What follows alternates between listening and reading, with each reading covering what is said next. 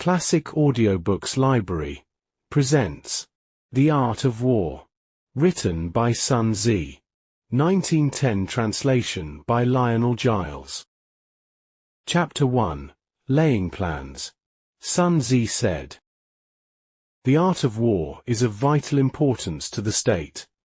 It is a matter of life and death, a road either to safety or to ruin. Hence, it is a subject of inquiry which can on no account be neglected. The art of war is governed by 5 constant factors. These must be considered carefully when planning for battle. They are, first, the moral law. Second, heaven. Third, earth. Fourth, the commander. And fifth, method and discipline. The moral law causes the people to be in complete accord with their ruler, so that they will follow him without hesitation, even to the death. Heaven refers to night and day, cold and heat, time and seasons. Earth includes distances, great and small, danger and safety, open ground and narrow passes, and the chances of life and death. The commander must possess wisdom, sincerity, benevolence, courage, and strictness. Method and discipline include the organization of the army into units, the hierarchy among officers, the maintenance of supply routes, and control of military spending. A general must understand all 5 of these foundations. If he does, he will win. If he does not, he will fail. Therefore, when planning for war, use these 5 points to compare your position against that of your enemy. Ask yourself this: which ruler has the stronger moral authority? Which general is more capable? Who has better conditions from heaven and earth? Where is discipline more strictly enforced? Which army is stronger? Which side has better trained officers and soldiers? Where are rewards and punishments more consistently applied? By comparing these 7 factors, I can predict who will win and who will lose. The general who follows this guidance, and uses it well, should remain in command. The general who does not, should be replaced. Also, take advantage of special conditions when they arise, and adapt your plans to the situation. All warfare is based on deception. So, when able to strike, pretend to be weak. When using your forces, appear inactive. If near, act distant. If far away, appear close. Offer bait to lure the enemy. Feign confusion, then strike. If your enemy is secure at every point, be ready for him. If he is stronger, avoid him. If he is angry, provoke him. If he is resting, give him no peace. If his forces are united, divide them. Attack where he is unprepared. Appear where he does not expect you. These strategies, which lead to victory, must not be shared before the battle. The general who wins is one who makes many careful calculations before battle begins. The general who loses is one who makes few. Victory comes to those who plan thoroughly. Defeat comes to those who do not. And those who do not plan at all are certain to fail. This is why, by examining your preparations, I can already foresee who will be victorious." Chapter 2, Waging War. Sun Tzu said, "In the operations of war, where there are in the field 1,000 swift chariots, as many heavy chariots, and 100,000 mail-clad soldiers, with provisions enough to carry them 1,000 li. The cost of raising such an army, and maintaining it for the field, will reach the total of 1,000 ounces of silver a day. Only when you are thoroughly prepared Can you challenge your adversary in battle? Now, when you engage in actual fighting. If victory is long in coming, then men's weapons will grow dull, and their order will be damped. If you lay siege to a walled city, you will exhaust your strength. Again, if the campaign is protracted, the resources of the state will not be equal to the strain.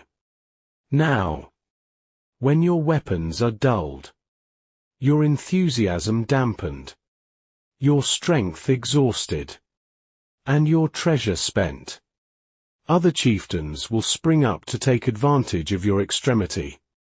Then, no man, however wise, will be able to avert the consequences that must ensue. Thus, though we have heard of stupid haste in war, cleverness has never been seen associated with long delays. There is no instance of a country having benefited from prolonged warfare. It is only one who is thoroughly acquainted with the evils of war that can thoroughly understand the profitable way of carrying it on. The skillful soldier does not raise a second levy. He does not load his supply wagons twice. Bring war material with you from home, but forage on the enemy. Thus the army will have food enough for its needs. Poverty of the state exchequer causes an army to be maintained by contributions from a distance. Contributing to maintain an army at a distance causes the people to be impoverished. On the other hand, the proximity of an army causes prices to go up, and high prices cause the people's substance to be drained away. When their substance is drained away, the peasantry will be afflicted by heavy exactions. With this loss of substance and exhaustion of strength, the homes of the people will be stripped bare, and 3/10 of their income will be dissipated, while government expenses for broken chariots, worn-out horses, breastplates and helmets, bows and arrows, spears and shields, protective mantles, draft oxen and wagons, will amount to 4/10 of its total revenue. Hence, a wise general makes a point of foraging on the enemy. 1 cartload of the enemy's provisions is equivalent to 20 of one's own. And likewise, a single pickle of his fodder is worth 20 from our own store. Now, in order to kill the enemy, our men must be roused to anger, that there may be advantage from defeating the enemy. They must have their rewards. Therefore, in chariot fighting, when 10 or more chariots have been taken, those should be rewarded who took the first. Our own flags should be substituted for those of the enemy, and the chariots mingled and used in conjunction with ours. The captured soldiers should be kindly treated and kept. This is called using the conquered foe to augment one's own strength. In war, let your great object be victory, not lengthy campaigns. Chapter 3: Attack by Stratagem. Sun Tzu said, "In the art of war, the best policy is to take a state intact. To ruin it is inferior to this. To capture the enemy's entire army is better than to destroy it. To take intact a regiment, a company, or a squad is better than to destroy them. Hence, to fight and conquer in all your battles is not supreme excellence. Supreme excellence consists in breaking the enemy's resistance without fighting. Thus, the highest form of generalship is to thwart the enemy's plans. The next best is to prevent the joining of his forces. The next in order is to attack his army in the field. And the worst policy of all is to besiege walled cities. The rule is not to besiege walled cities if it can possibly be avoided. The preparation of mantlets, movable shelters, and various implements of war will take up 3 whole months, and the piling up of mounds over against the walls will take 3 months more. The general, unable to control his irritation, will launch his men to the assault like swarming ants, with the result that 1/3 of his men are slain, and the city is still not taken. Such are the disastrous effects of a siege. Therefore, the skillful leader subdues the enemy without fighting. He captures their cities without laying siege. He overthrows their kingdom without prolonged operations in the field. With his forces intact, he will dispute the mastery of the empire, and thus, without losing a man, his triumph will be complete. This is the method of attacking by stratagem. It is the rule in war. If our forces are 10 to the enemy's 1, to surround him. If 5 to 1, to attack him. If twice as numerous, to divide our army into 2. If equally matched, we can offer battle. If slightly inferior in numbers, we can avoid the enemy. If quite unequal in every way, we must flee. Thus, though an obstinate fight may be made by a small force, in the end, it must be captured by the larger. Now the general is the bulwark of the state. If the bulwark is complete at all points, the state will be strong. If the bulwark is defective, the state will be weak. There are 3 ways in which a ruler can bring misfortune upon his army. The first is by commanding the army to advance or to retreat, being ignorant of the fact that it cannot obey. This is called hobbling the army. The second is by attempting to govern an army in the same way he administers a kingdom, being ignorant of the conditions which obtain in an army. This causes restlessness in the soldiers' minds. The third is by employing officers without proper judgment. This shakes the confidence of the soldiers.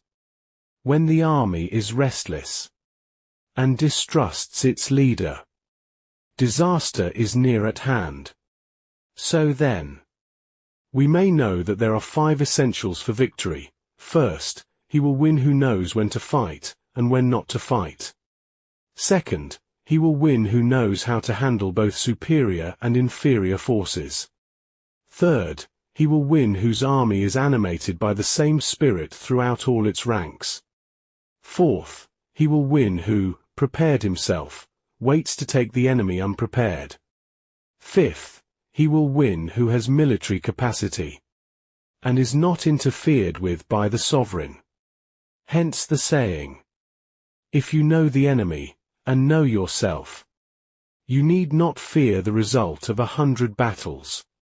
If you know yourself, but not the enemy, for every victory gained, you will also suffer a defeat.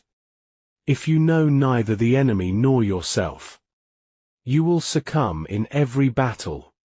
Chapter 4, Tactical Dispositions.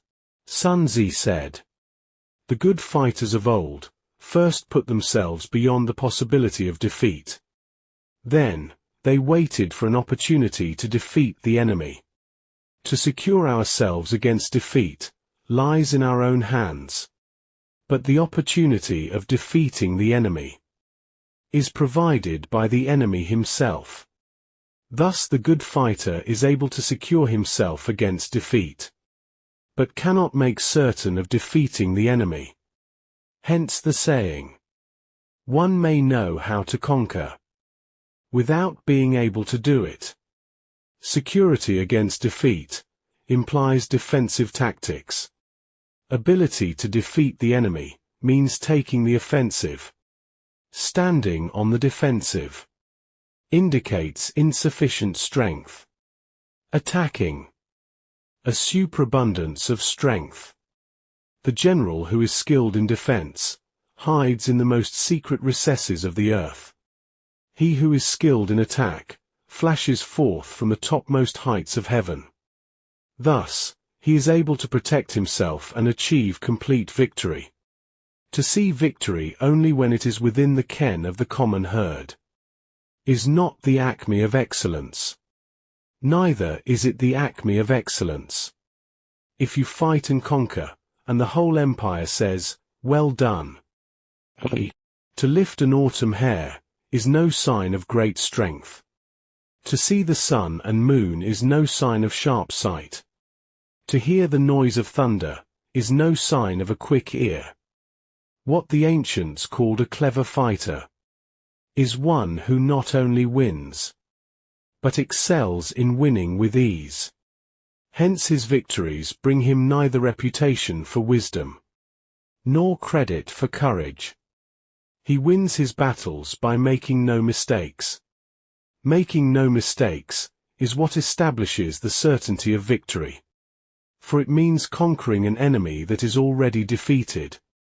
Therefore, the skillful fighter puts himself into a position which makes defeat impossible, and does not miss the moment for defeating the enemy. Thus it is that in war, the victorious strategist only seeks battle after the victory has been won, whereas he who is destined to defeat first fights, and afterward looks for victory. The consummate leader cultivates the moral law, and strictly adheres to method and discipline. Thus, it is in his power to control success. In respect of military method, we have, first, measurement. Second, estimation of quantity. Third, calculation. Fourth, balancing of chances. Fifth, victory. Measurement owes its existence to earth. Estimation of quantity to measurement. Calculation to estimation. Balancing of chances to calculation. And victory to balancing of chances. A victorious army, opposed to a routed one, is as a pound's weight placed in the scale against a single grain. The onrush of a conquering force is like the bursting of pent-up waters into a chasm 1,000 fathoms deep. Chapter 5, Energy. Sun Tzu said, "The control of a large force is the same principle as the control of a few men. It is a matter of organization. Fighting with a large army under your command is no different than fighting with a small one. It is merely a question of instituting signs and signals to ensure that your whole host may withstand the brunt of the enemy's attack and remain unshaken. This is effected by maneuvers, direct and indirect, that the impact of your army may be like a grindstone dashed against an egg. This is brought about by the science of weak points and strong. In all fighting, the direct method may be used for joining battle, but indirect methods will be needed in order to secure victory. Indirect tactics, efficiently applied, are inexhaustible as heaven and earth, unending as the flow of rivers and streams. Like the sun and moon, they end, but to begin again. Like the 4 seasons, they pass away, but return once more. There are not more than 5 musical notes, yet the combinations of these 5 give rise to more melodies than can ever be heard. There are not more than 5 primary colors, yet in combination, they produce more hues than can ever be seen. There are not more than 5 cardinal tastes, yet combinations of them yield more flavors than can ever be tasted. In battle, there are only 2 kinds of attack, direct and indirect. Yet these 2, in combination, give rise to an endless series of maneuvers. The direct and the indirect lead onto each other in turn. It is like moving in circles. You never come to an end. Who can exhaust the possibilities of their combination? The onset of troops is like the rush of a torrent, which will even roll stones along in its course. The quality of decision is like the well-timed swoop of a falcon, which enables it to strike and destroy its victim. Therefore, the good fighter will be terrible in his onset, and prompt in his decision. Energy may be likened to the bending of a crossbow. Decision to the releasing of the trigger. Amid the turmoil and tumult of battle, there may be seeming disorder, yet no real confusion. Amid confusion and chaos, your array may be without head or tail, yet it will be proof against defeat. Simulated disorder postulates perfect discipline. Simulated fear postulates courage. Simulated weakness postulates strength. Hiding order beneath the cloak of disorder is simply a question of subdivision. Concealing courage under a show of timidity presupposes a fund of latent energy. Masking strength with weakness is to be effected by tactical dispositions. Thus, one who is skillful at keeping the enemy on the move maintains deceitful appearances, according to which the enemy will act. He sacrifices something, that the enemy may snatch at it. By holding out baits, he keeps him on the march. Then with a body of picked men, he lies in wait for him. The clever combatant looks to the effect of combined energy. He does not rely on brute force alone. Hence, when he uses his forces to their full strength, he creates situations which cannot be solved by the enemy. He takes up a position such that the enemy must react. He forces his hand. By clever use of tactics, the clever fighter is able to make the enemy conform to him, while he remains free from form. He holds the initiative. He makes the enemy reveal himself, while he remains hidden. He can change his plans like water flowing downhill. Water shapes its course according to the ground it flows over. A soldier works out his victory in relation to the foe he is facing. Therefore, just as water retains no constant shape, so in warfare, there are no constant conditions. He who can modify his tactics in relation to the enemy, and thereby succeed in winning, may be called a heaven-born captain. Chapter 6. Weak Points and Strong. Sun Tzu said, "Whoever is first in the field, and awaits the coming of the enemy, will be fresh for the fight. Whoever is second, and has to hasten to battle, will arrive exhausted." Therefore, the clever combatant imposes his will on the enemy. He does not allow the enemy to impose his will on him. By holding out advantages, he lures the enemy on. By inflicting damage, he keeps him under strain. If the enemy is taking ease, you can wear him down. If he is well supplied, you can starve him. If he is at rest, you can move to unsettle him. Appear at places the enemy must hasten to defend. March swiftly to where you are not expected. An army may march great distances without distress. If it moves through regions where the enemy is not, you can be sure of succeeding in your attacks. If you attack only places which are undefended, you can ensure the safety of your defense. If you hold only positions that cannot be attacked. Hence the saying, victory may be known, even to the common folk. But the skillful general wins without revealing his form.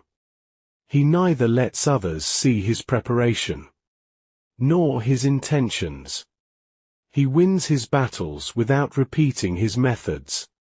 He keeps his forces united, and his enemy divided. He can hold out baits to lure the enemy, while laying a trap to strike where least expected. The general who is skilled throws his enemy off balance, confuses him, and controls his movements. He causes the enemy to approach by offering a small advantage, only to trap him with overwhelming force.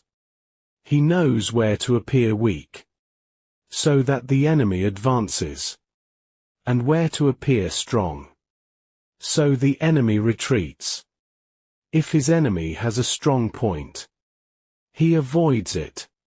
If his enemy has a weak point, he strikes it. This is the art of shifting tactics. The skillful fighter places himself beyond the reach of defeat, and does not miss the moment for victory. So, just as water avoids heights and flows to the lowest ground, a good general avoids the enemy's strengths, and strikes where he is weakest. Victory in war is not fixed. It adapts, just as water adapts to the shape of the land. He who can adapt his methods to the situation, and act accordingly, will be victorious. There is no fixed path to victory, just as there is no constant form in water. The one who wins is the one who observes, learns, and changes. Chapter 7. Maneuvering. Sun Tzu said, in war, the general receives his commands from the sovereign. He then assembles his troops, and concentrates them in the field. Nothing is more difficult than tactical maneuvering. The difficulty lies in turning the tangled into the orderly, and making the slow appear fast. To march 50 miles in order to outflank the enemy will result in your leader being cut off, and only 1/3 of your force will arrive. To march 30 miles in order to gain an advantage will result in losing half your strength. If you march 20 miles to engage the enemy in a position of advantage, you will arrive with your troops in disorder. An army that has been hastily assembled and rushed into battle will be defeated. We may know that there are 5 essentials for success in maneuvering. First, to know the conditions of the land. Second, to know the strength of the enemy. Third, to be prepared before the enemy moves. Fourth, to adjust your plan according to terrain and movement. Fifth, to stay united while causing confusion in the enemy's ranks.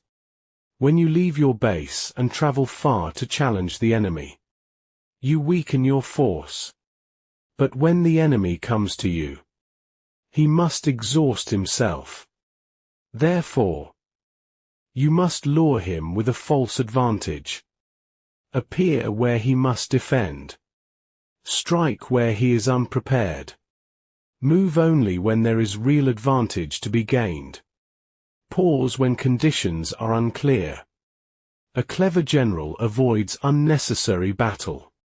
He does not gamble his men for glory. If you take away food and fuel from the enemy, you force him to retreat or grow desperate. If you make the road difficult, you slow him down. If the enemy is encamped in high ground, do not climb to attack him. If he seeks an advantage by placing himself near a river or marsh, lure him out. Avoid pressing an enemy who has the high ground. Do not attack an army whose back is to a hill.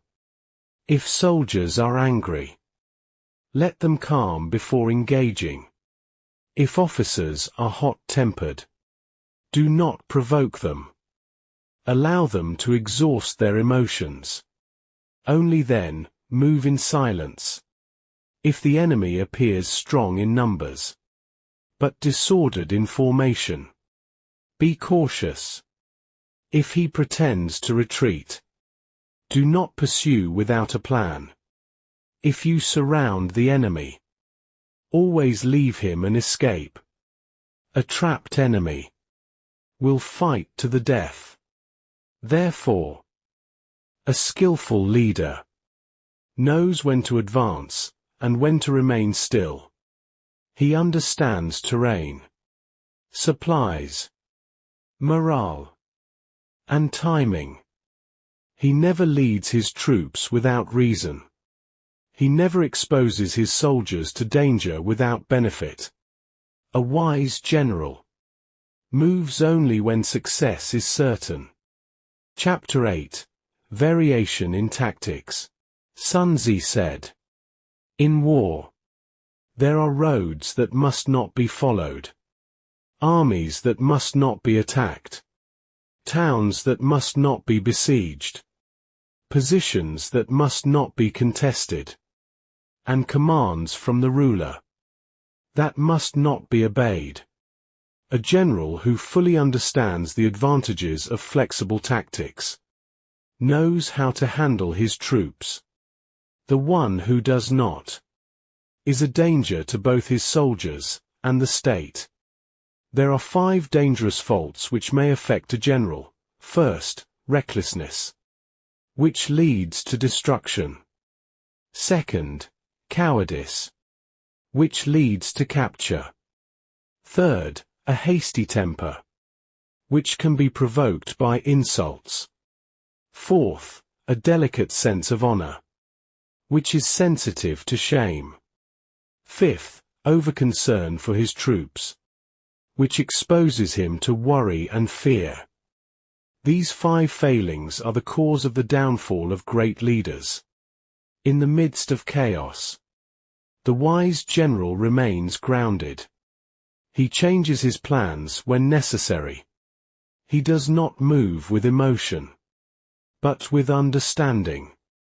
Therefore, when a general is skilled in knowing when to advance, and when to retreat, when to engage, and when to remain hidden, when to obey, and when to disobey, that general is in command of victory.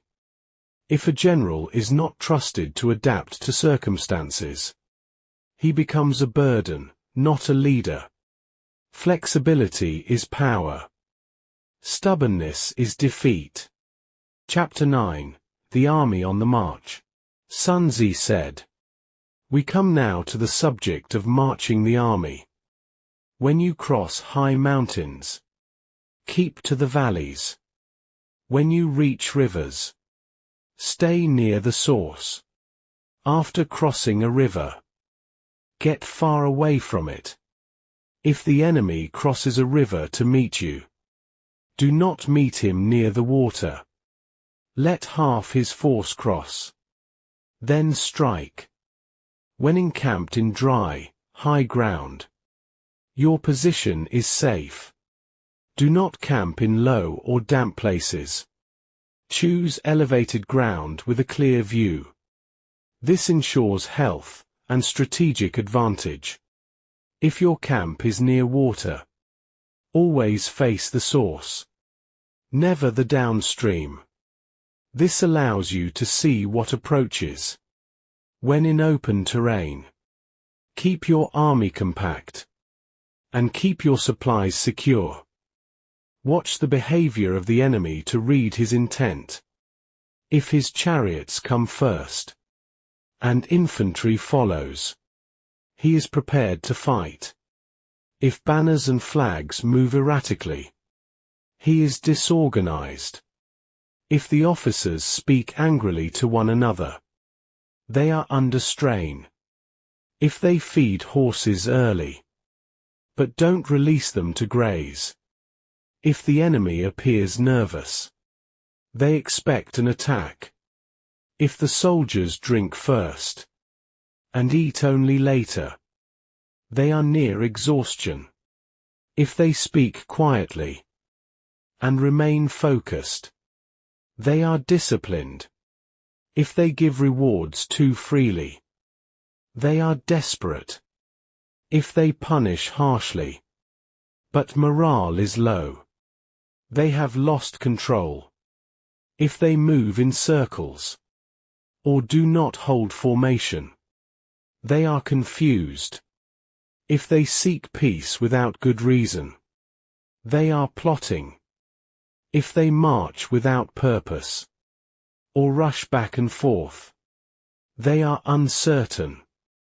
When the enemy's troops are thin and stretched, and they keep repositioning, they are trying to confuse you. If their advance is slow and cautious, they are wary of traps. If they withdraw suddenly, they are testing your response. When birds settle in formation above a camp, the camp has been abandoned. When wild animals scatter, the camp is disturbed. If dust rises in many narrow columns, it means small units are moving. If dust spreads wide and low, a large army is on the march. If you hear noise at night from the enemy's camp, they are afraid.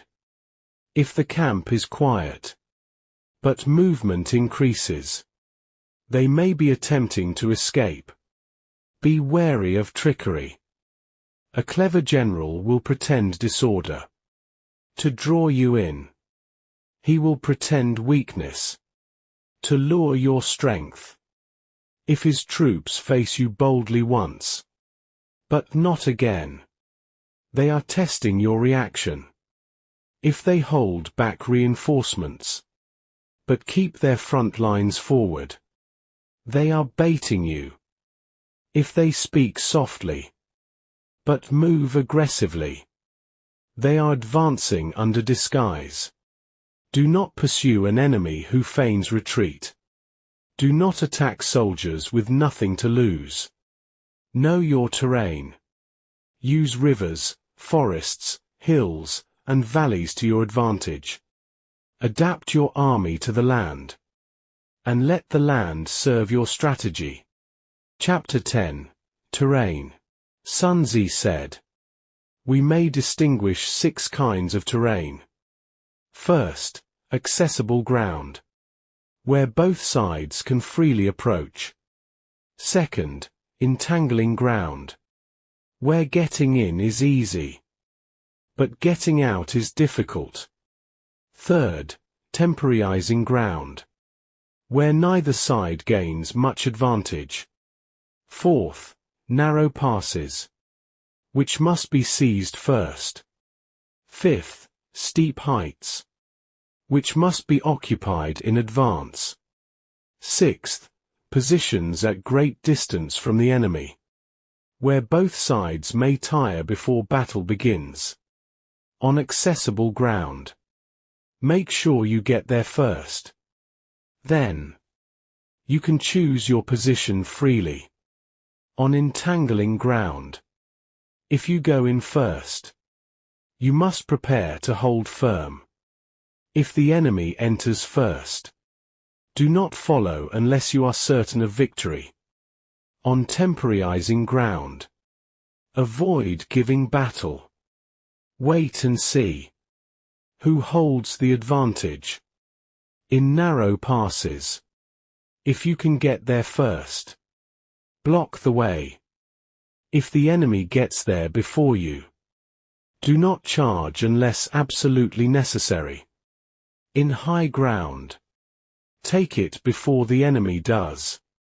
If he reaches it first, do not climb to attack. Only draw him down. On distant ground, if strength is equal, neither side should advance hastily.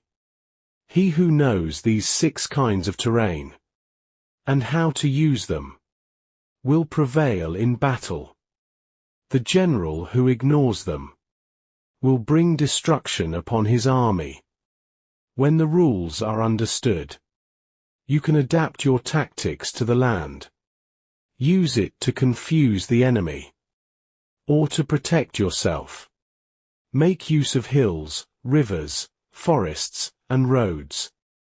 Observe them carefully. They will guide your movement. In all types of ground, the wise general studies the terrain.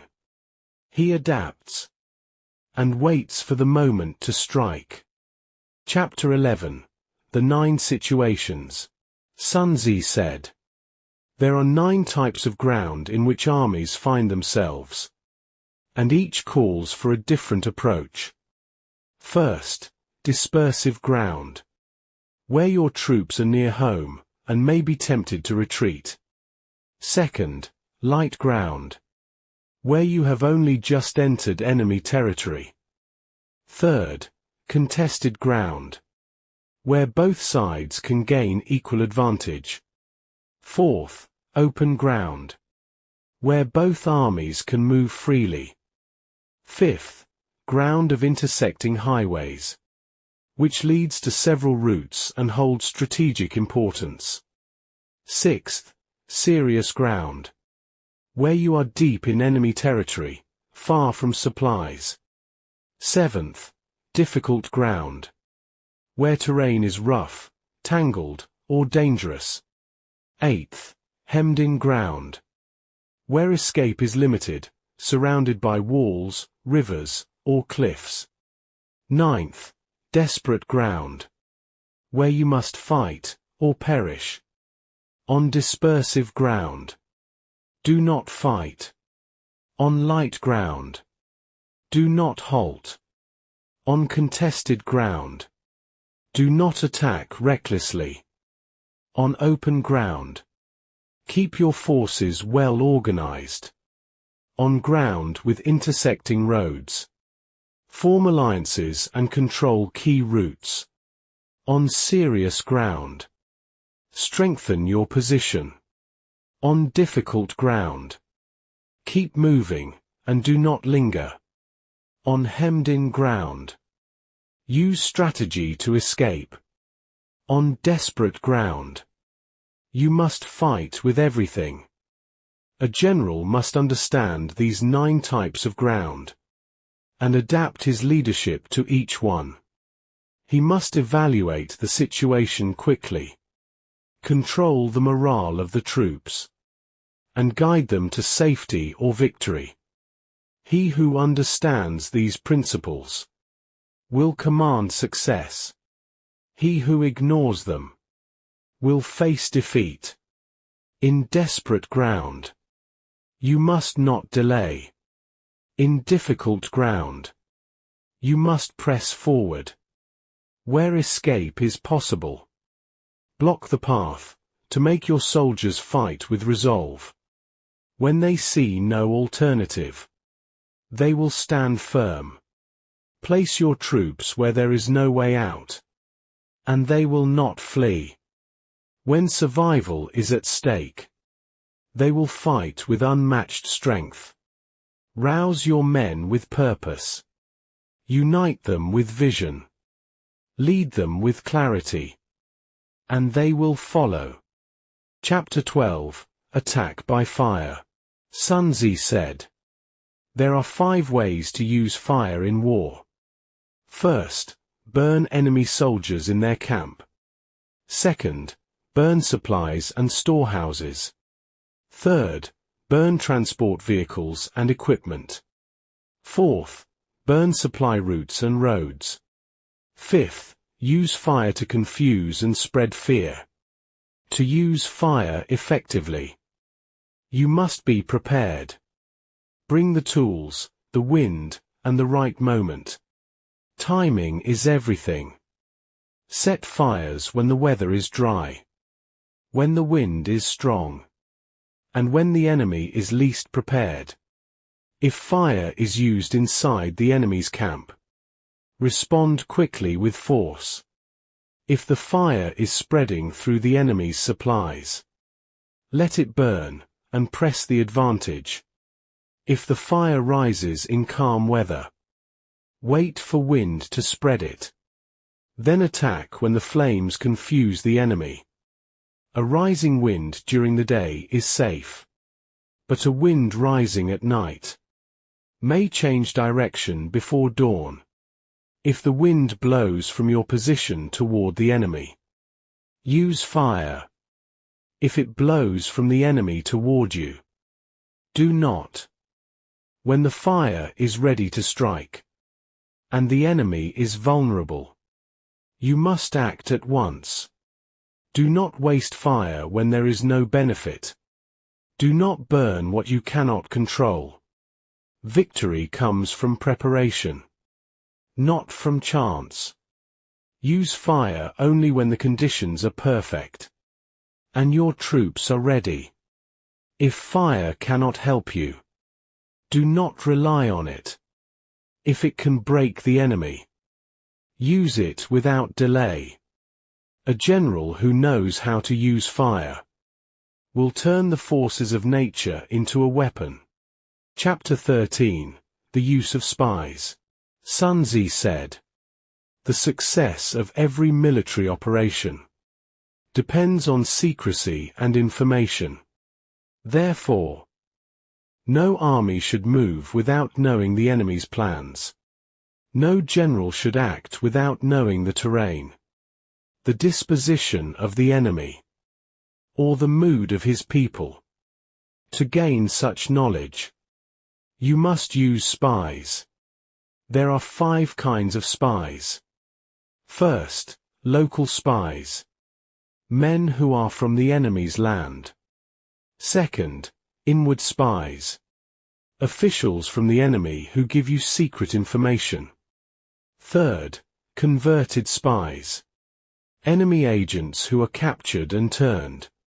Fourth, doomed spies, those who carry false information to the enemy at your command. Fifth, surviving spies, those who return with knowledge of the enemy's plans. When all 5 types are used together, they form the foundation of strategy. No campaign succeeds without them.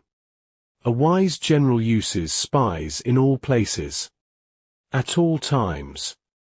He rewards them richly, and protects them from harm. Of all military matters, none is more important than intelligence. You can defeat an army, break a city, kill a general. But if you lose control of your spies, you are blind. Only a ruler of deep wisdom, and a general of great skill, will know how to use spies. He must be quiet, patient, unseen. He must know truth from lies, and act on the right information at the right time. Spies are a nation's ears and eyes. Without them, victory is luck. With them, victory is planned. This concludes the end of the story. Thank you for listening to Classic Audiobooks Library. To hear more free stories like this, be sure to subscribe and turn on notifications. We hope you'll join us again for more timeless stories and original works. Until next time.